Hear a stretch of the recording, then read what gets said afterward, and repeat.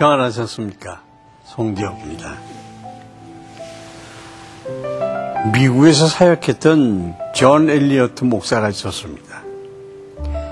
엘리어트 목사는 교회를 세우고 많은 사역을 했습니다. 그러던 어느 날 엘리어트 목사는 교인들을 불러놓고 교회를 사임하겠다고 말했습니다. 이제는 세계를 두루 다니면서 모든 사람에게 복음을 전하겠다고 얘기했습니다. 이 얘기를 들은 교인들은 목사님을 말리며 이렇게 얘기합니다. 목사님, 이곳에 오래 계시면 예배당도 훌륭히 짓고 사택도 잘 지어드리겠습니다. 그러자 엘리어트 목사가 대답합니다. 나의 사명은 한 사람이라도 많은 사람에게 설교하는 것입니다. 그러므로 한 곳에 오래 있을 수가 없습니다. 결국 엘리어트 목사는 교인들의 만류에도 불구하고 세계 전도의 길에 오르게 됩니다.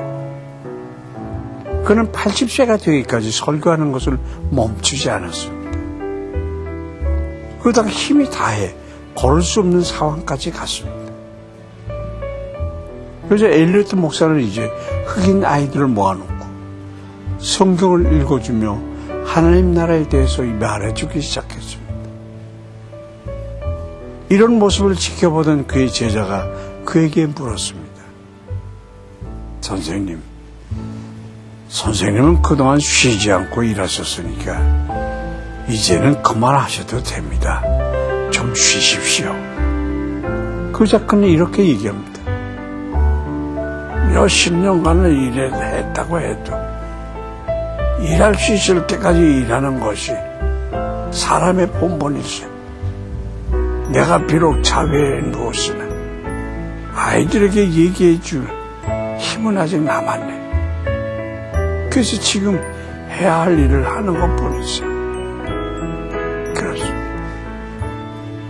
주님께서 우리에게 주신 사명은 생명보다 귀한 아주 소중한 것입니다. 엘리어트 목사는 이것을 무엇보다 잘 알고 실천한 사람이 아니겠습니까? 우리에게 주신 사명은 무엇입니까? 우리는 그 사명을 위해서 얼마나 헌신하며 열정적으로 나아가고 있습니까? 오늘 말씀을 통해서 함께 생각해 보도록 하십시다.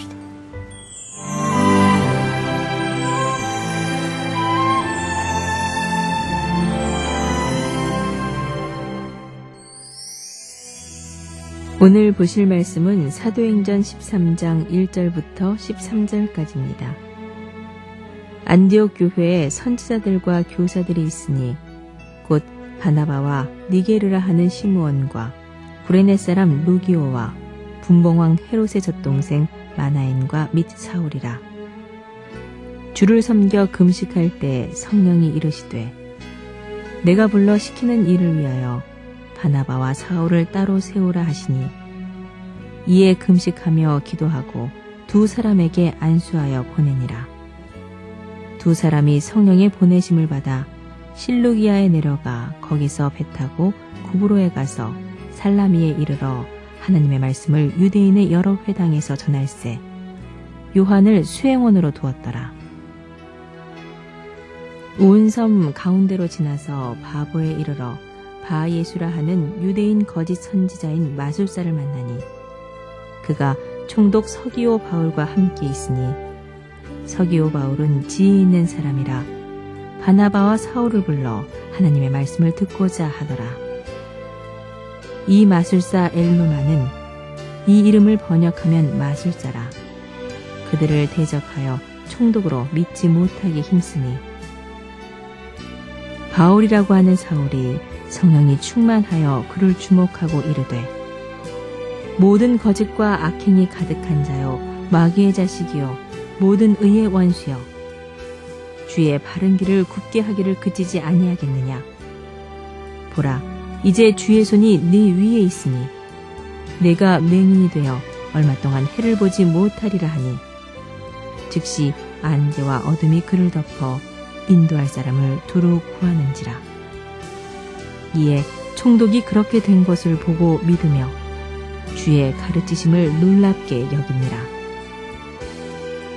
바울과 및 동행하는 사람들이 바보에서 배 타고 밤빌리아에 있는 버가에 이르니 요한은 그들에게서 떠나 예루살렘으로 돌아가고. 안디옥 교회에는 바나바와 사울 외에도 훌륭한 선지자와 교사들이 있었습니다. 본문에 니게르라고 하는 시므온은 예수님의 십자가를 대신 졌던 구레네 시몬이라는 견해가 있습니다.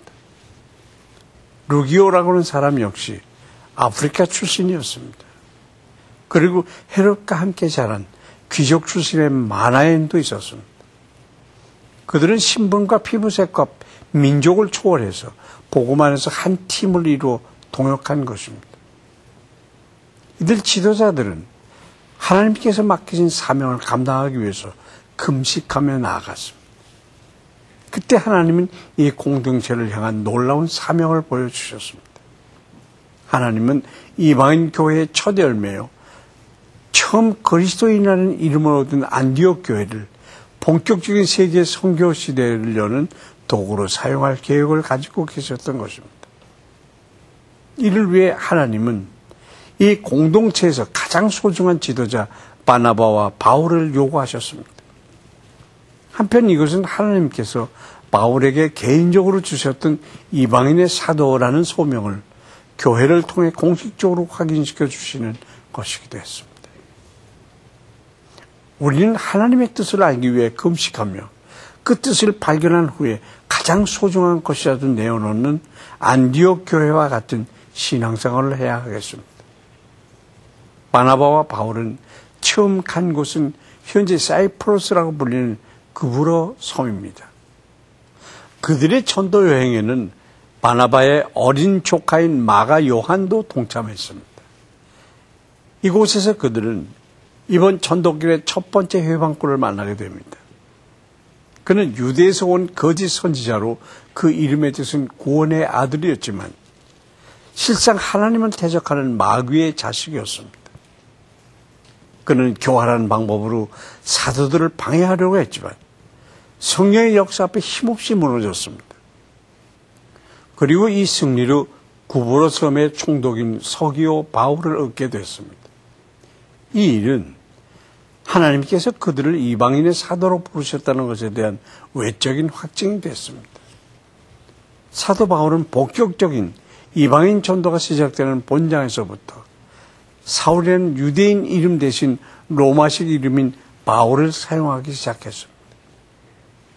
한편 여행에 동참했던 마가 요한은 다음 행선지인 버가에서 고향으로 되돌아가게 됐습니다. 그가 돌아간 이유가 고향이나 부모에 대한 향수 때문인지 아니면 연약한 신앙이나 인간적인 갈등 때문인지는 알 수 없지만 어쨌든 이것이 바울에게 커다란 실망을 준 것은 틀림이 없습니다. 이 때문에 바울은 2차 전도 여행에 마가가 동참하는 것을 강력히 거부합니다. 사람에 대한 기대는 이처럼 실망으로 되돌려 받기가 쉽습니다. 우리가 기대해도 되는 분은 오직 하나님뿐입니다. 하지만 하나님은 이런 아픔을 겪은 마가를 또 한 번 들어 쓰셨습니다. 실패자로 낙인 찍혔던 마가 요한이 후에 마가복음의 저자가 됐던 것입니다.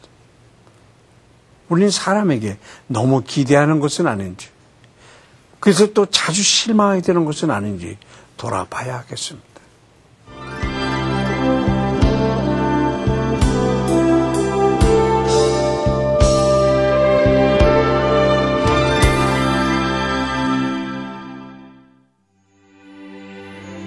우리와 동행하시며 우리의 길을 인도해 주시는 하나님 아버지, 오늘 말씀을 묵상하면서 우리에게 주신 사명에 대해 돌아봤습니다. 때로는 힘들다는 이유로, 때로는 바쁘다는 핑계로 게을리하지는 않았는지 반성해 봅니다. 우리 안에 다시 한번 이 사명에 대한 열정이 타오르게 하셔서 우리에게 맡겨서 주신 귀한 사명을 잘 감당할 수 있게 하소서. 천국 가는 그날까지 이 사명을 붙들고 하루하루 최선을 다해서 살아갈 수 있도록 인도하여 주시옵소서. 예수 그리스도의 이름으로 기도합니다. 아멘.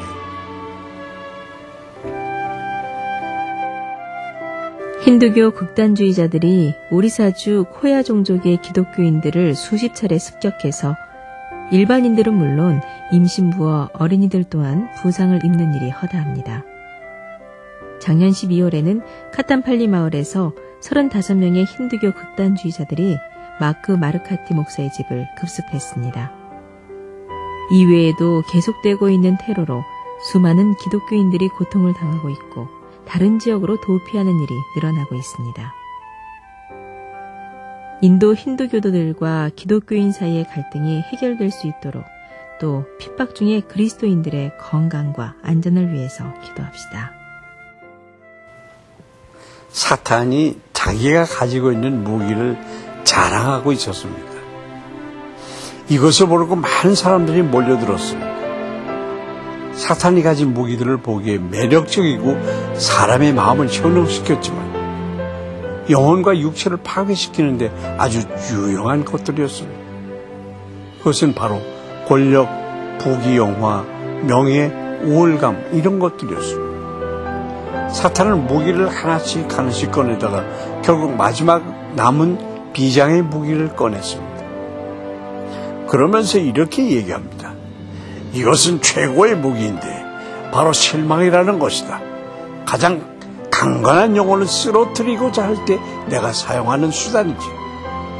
이것만 사용하면 나는 싸움에서 반드시 이긴다. 여러분, 지금 누군가에게 실망하고 있습니까? 그렇다면 그 실망하는 마음을 사탄이 조장하고 있다는 사실을 반드시 기억하고 그 마음을 하나님께 올려드립시다. 실망하기보다는 남에게 더 베풀어주고 또 품어주는 하루가 되기를 바라며 송재율 귀티동에 여기서 마치겠습니다. 감사합니다.